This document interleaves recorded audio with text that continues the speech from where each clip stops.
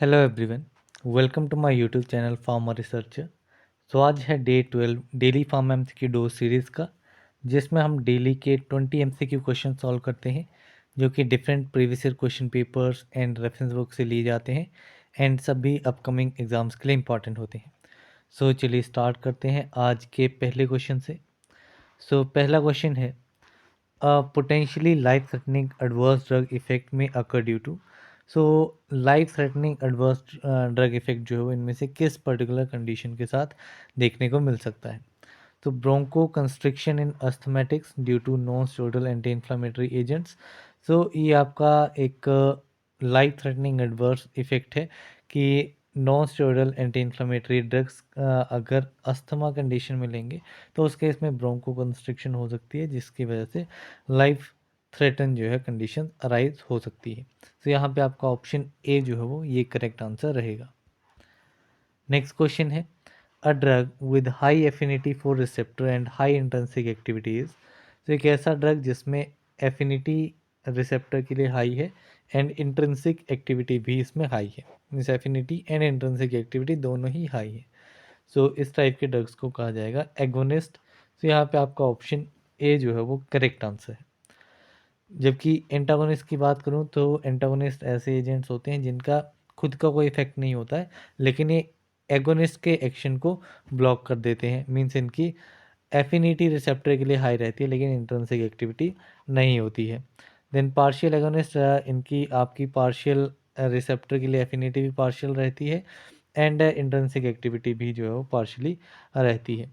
And inverse agonist क्या रहते हैं, इनकी रिसेप्टर के अगेंस्ट एफिनिटी भी रहेगी, बट इनका इंट्रिंसिक एक्टिविटी जो है -1 रहती है, मीन्स ये अपना ऑपोजिट इफेक्ट प्रोड्यूस करते हैं as compare to agonist. Then next question है, the term pro drug refers to a drug that. Pro drug term जो है वो किसके लिए यूज़ की जाती है, काफ़ी बारी हमने क्वेश्चन डिस्कस भी किया हुआ है, डिफरेंट एग्जाम्स में पूछा गया है। प्रो ड्रग एक आपका इनएक्टिव फॉर्म है, it is a inactive form of drug जो कि बॉडी में जाने के बाद एक्टिव फॉर्म में कन्वर्ट होती है, मीन्स वैसे इनएक्टिव है तो बॉडी में जाकर के मेटाबोलाइज होगी, या एंजाइमेटिक एक्शन इसको रिक्वायर्ड रहेगा बॉडी में टू बिकम एक्टिव। यहाँ पे आपका option B is correct. Next question है, how many sensory organs are present in human body. Human body में कितने सेंसरी ऑर्गन्स जो है प्रेजेंट होते हैं। ह्यूमन बॉडी में टोटल आपके 5 सेंसरी ऑर्गन्स प्रेजेंट होते हैं। कौन कौन से हैं, एक आपका आ जाएगा स्किन, ठीक है। देन दूसरा आ जाएगा, एक आपका आ जाएगा ईयर, ईयर के बाद में आपका आ जाएगा आइज़, देन आपका नोज़ आ जाता है एंड टंग, टेस्ट के लिए टंग, नोज़ स्मेल के लिए, आइज़ विज़न के लिए, ईयर जो है वो हियरिंग के लिए, स्किन जो है वो सेंसेशन के लिए। द नेक्स्ट क्वेश्चन है, buffers are added in the sterile products to maintain. Buffers जो हैं वो स्टेराइल प्रोडक्ट्स में ऐड किए जाते हैं पीएच को मेंटेन करने के लिए। यहाँ पे आपका option D is correct. Basically अगर स्मॉल अमाउंट कोई एक सॉल्यूशन है, यहाँ पे अगर स्मॉल अमाउंट ऑफ एसिड या फिर बेस ऐड किया जाएगा तो सॉल्यूशन का पीएच जो है वो चेंज होगा।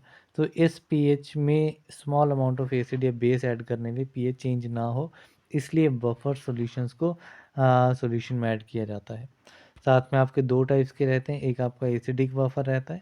एसिडिक बफर में आपका क्या रहता है, it is weak acid and salt of its strong base, ठीक है, सॉल्ट ऑफ स्ट्रॉन्ग बेस रहेगा एंड ये बात होगी एसिडिक की। एंड अगर बेसिक बफर की बात करूँ तो बेसिक बफर में आपका बेस जो है वो वीक रहेगा, वीक बेस रहेगा, weak base and salt of strong acid, ये कॉम्बिनेशन इसमें रहता है। देन नेक्स्ट क्वेश्चन देखते हैं। नेक्स्ट क्वेश्चन है, mode of transmission of typhoid fever is. Typhoid fever जो कि आपका कोज होता है by the Salmonella typhi, Salmonella typhi से ये कोज होता है। And mode of transmission means कैसे ये स्प्रेड होता है, ये आपका स्प्रेड होता है ओरोफेशियल, मींस ओरली या फिर फेशियली। अगर कॉन्टामिनेटेड फूड अगर आप यूज़ करेंगे तो उस केस में आपका जो है वो टाइफॉइड फीवर स्प्रेड हो सकता है। देन नेक्स्ट क्वेश्चन है, ophthalmic solutions are not evaluated for. जो ऑप्थेल्मिक सॉल्यूशंस हैं, इनको कौन सा इवोल्यूशन टेस्ट इनमें से नहीं है ऑप्थेल्मिक सॉल्यूशंस के लिए? तो sterility test, active ingredient test, clarity test, ये 3 टेस्ट आपके ऑप्थेल्मिक सॉल्यूशंस की इवोल्यूशन के लिए रहते हैं।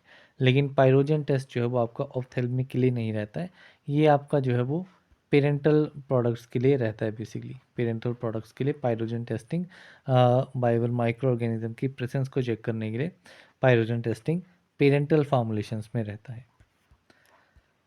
देन नेक्स्ट क्वेश्चन है, the first protein synthesize by recombinant DNA technology was. So पहला प्रोटीन जो कि रिकम्बिनेंट डीएनए टेक्नोलॉजी के थ्रू सिंथेसाइज हुआ है, वो पहला प्रोटीन कौन सा है? So that protein was human insulin. So यहाँ पे आपका option D is correct. Next question है, which portion of the nephron extends in the medulla. Medulla में नेफ्रॉन का कौन सा पोर्शन जो है वो एक्सटेंड होता है? ठीक है, सो ये पोर्शन आपका नेफ्रॉन का रहेगा लूप ऑफ फेनले। सो यहाँ पे आपका option C is correct. Loop of Henle जो है ये आपका मेडुला तक एक्सटेंड होता है। द नेक्स्ट क्वेश्चन है, in 2015 the formulation Spritam approved by US FDA is. So 2015 में एक फॉर्मुलेशन है स्पिरिटम, ये आपकी यूएस एफडीए ने अप्रूव की थी। एंड ये किस कौन सी चीज़ है? सो स्पिरिटम जो है ये आपके एक 3D printed fast dissolving tablet है। सो यहाँ पे आपका ऑप्शन ए जो है वो करेक्ट आंसर है। बेसिकली ये फॉर्मुलेशन जो है ये आपकी किस ड्रग की है? It is for the drug लेवे लेवेटिरासिटम। लेवेटिरासिटम जो कि आपका एपिलेप्सी की ट्रीटमेंट में यूज़ किया जाता है। ठीक है, तो इसके लिए जो पहली 3D प्रिंटेड टैबलेट बनाई गई थी जिसको यूएस एफडीए अप्रूवल मिला था, वो नाम है स्पिरिटम। नेक्स्ट क्वेश्चन है, which schedules of drugs and cosmetic act 1940 were dropped in the year 1982। 1982 में किन बेसिक शेड्यूल्स को जो है वो ड्रग एंड कॉस्मेटिक एक्ट से ड्रॉप कर दिया गया था? अभी हम काफ़ी सारे शेड्यूल पढ़ते हैं तो उसमें आपने देखा होगा schedule I and schedule L उसमें नहीं रहता है। ठीक है, शेड्यूल जी भी आपका होता है, शेड्यूल एच रहता है, एक्स रहता है, एम रहता है। बेसिकली वाई क्लिनिकल ट्रायल्स के लिए, एम आपका जीएमपी के लिए, एच जो है वो आपका प्रिस्क्रिप्शन ड्रग्स के लिए, जी जो है वो अंडर मेडिकल सुपरविजन जो ड्रग्स यूज़ किए जाते हैं उनके लिए। बट आई एंड एल जो है वो इसमें नहीं होता है। तो यहाँ पे आपका ऑप्शन बी जो है वो काफ़ी इजीली आप आइडेंटिफाई कर पाएंगे। Option B is correct.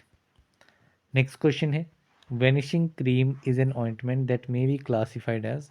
So vanishing cream जो है ये आपकी बेसिकली एक ऑइंटमेंट है एंड इसको कैसे क्लासीफाई किया जा सकता है? So it can be classified as an emulsion base. तो यहाँ पे आपका ऑप्शन डी इज़ करेक्ट। तो वेनिशिंग क्रीम बेसिकली आपकी इमल्शन टाइप्स रहती हैं एंड ये आपकी oil in water emulsion type रहती हैं एंड इनको internally as well as externally दोनों ही तरीके से जो है वो यूज़ किया जा सकता है। द नेक्स्ट क्वेश्चन है, the granulation effect on the cell wall is caused by dash solutions and this effect is. So granulation effect basically क्या रहता है? ये आपका श्रिंकेज, सेल की श्रिंकेज जो हो जाती है, सो उसकी वजह से आपका ग्रेनुलेशन इफेक्ट जो है वो उसी को कहा जाता है, श्रिंकेज को। एंड श्रिंकेज जो है वो आपकी बेसिकली हाइपरटोनिक सॉल्यूशन की वजह से होती है। एंड ये श्रिंकेज, ये इफेक्ट जो है वो आपका रिवर्सिबल इन नेचर रहता है।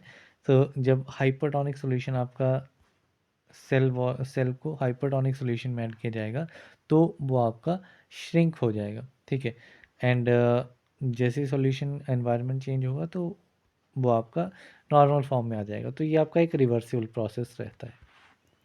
नेक्स्ट क्वेश्चन है, indicate the agent of choice in the emergency therapy of anaphylactic shock.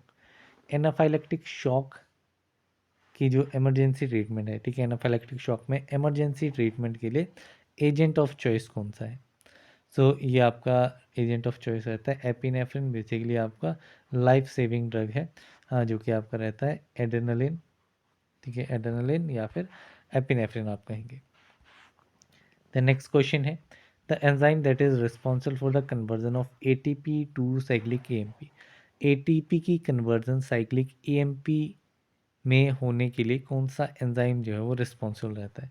ATP आपका कन्वर्ट हो रहा है साइक्लिक एएमपी में, कौन सा एंजाइम इसमें रिस्पॉन्सिबल है? So this particular enzyme is adenyl cyclase. So यहाँ पे आपका ऑप्शन डी जो है वो करेक्ट आंसर रहेगा। नेक्स्ट क्वेश्चन है, which of the following is a natural emulsifying agent obtain from the vegetable source? Vegetable source से ऑब्टेन होने वाला नेचुरल इमल्सिफाइंग एजेंट कौन सा है? So this natural emulsifying agent is starch. तो यहाँ पे आपका option A is correct. Next question है, colloidal silica is use as glidant in concentration of? तो कोलोइडल सिलिका जो है वो आपका यूज़ किया जाता है एज ग्लाइडेंट कितनी कंसंट्रेशन में? So it is use in the concentration of 0.2%। तो यहाँ पे आपका option A is correct. Then next question है, which of the following statement is or are true regarding extrinsic asthma? Extrinsic asthma के regarding true statement इनमें से identify करनी है। 4 स्टेटमेंट इसमें दी गई हैं। सो फर्स्ट है, it is also known as allergic और atopic asthma. So extrinsic asthma को एलर्जिक या फिर एटॉपिक अस्थमा कहा जाता है। So this statement is absolutely correct. These are the another name for extrinsic asthma. Then serum IgE levels are low. So serum IgE levels जो हैं वो आपके एक्सट्रिंसिक अस्थमा में बेसिकली हाइयर रहती हैं। सो ये स्टेटमेंट आपकी इनकरेक्ट रहेगी। तो जिसमें भी 2 ऑप्शन है वो आपका यहाँ पे कैंसिल हो जाएगा। बेसिकली आप इसी ऑप्शन के साथ आपको अपना फाइनल आंसर मिल जाएगा। बाकी स्किन टेस्ट इसमें आपका नेगेटिव नहीं होता है। बेसिकली स्किन टेस्ट अगर नेगेटिव होगा मींस कोई भी एलर्जी कंडीशन उसमें नहीं होगी, ठीक है। बट एक्सट्रिंसिक अस्थमा में एलर्जी कंडीशंस रहती हैं, तो ये वाला टेस्ट जो है वो आपका बेसिकली पॉजिटिव रहेगा। Then it usually develops later in adult life. Basically अगर मैं सिंपल अस्थमा की बात करूँ तो अस्थमा जो है वो किसी भी एज में जो है वो हो सकता है, लेकिन एक्सटेंसिव अस्थमा जो स्टार्टिंग जो इसमें रहती है वो आपकी चाइल्डहुड में ही रहती है, ठीक है। चाइल्डहुड में ही जो है वो अर्ली स्टेजिंग, अर्ली टाइम पे ही लाइफ के एक्सटेंसिव अस्थमा जो है वो कोज होता है। तो यहाँ पे ये स्टेटमेंट भी इनकरेक्ट हो गई। तो ऑप्शन ए इस क्वेश्चन का राइट आंसर रहेगा। नेक्स्ट क्वेश्चन है, how do nervous tissue conduct information from one part of body to the other in human body? जो नर्वस टिश्यूज रहते हैं वो इंफॉर्मेशन को एक बॉडी के एक पार्ट से दूसरे पार्ट में कैसे लेकर के जाते हैं? सो जो आपकी इलेक्ट्रिकल इम्पल्सेस होती हैं, इलेक्ट्रिकल इम्पल्सेस के थ्रू इंफॉर्मेशन जो है वो बॉडी के एक पार्ट से दूसरे पार्ट में ट्रांसफ़र होती है। सो यहाँ पे ऑप्शन ए जो है वो करेक्ट आंसर रहेगा। नेक्स्ट क्वेश्चन है, storage temperature of whole human blood is? Whole human blood का स्टोरेज टेम्परेचर जो है वो कितना रहता है? So the storage temperature for whole human blood is around 4 to 8 degree Celsius. तो यहाँ पे आपका ऑप्शन बी इज करेक्ट। इसी के साथ में 20 MCQ क्वेश्चंस कंप्लीट होते हैं। MCQs की PDF के लिए आप डिस्क्रिप्शन में लिंक देख सकते हैं। सो या that's all for this video. Thank you very much.